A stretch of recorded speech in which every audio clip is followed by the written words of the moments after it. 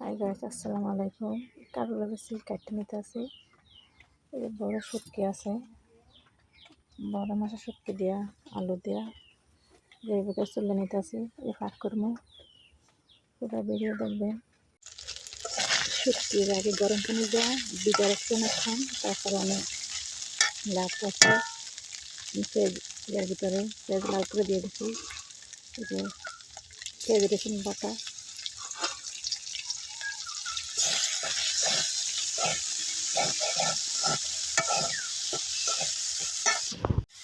এই যে আমার শুটকি তরকারি। আমি শুটকিটি কষা নিচ্ছি, আমি দিয়ে দিতেছি। আমি কালার দিয়েছি, তারপরে আলু আর সিদ্ধ করে নিয়েছিলাম।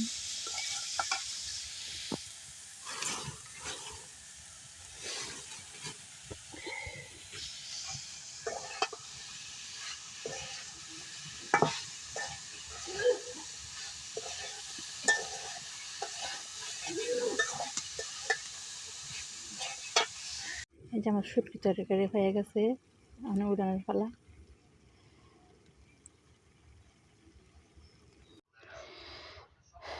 এই যে আমার শুটকি তরকারি রান্না শেষ।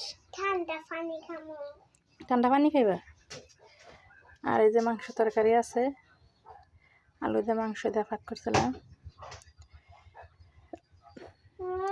কি আম্মু ভাত খাইবা? হ্যাঁ।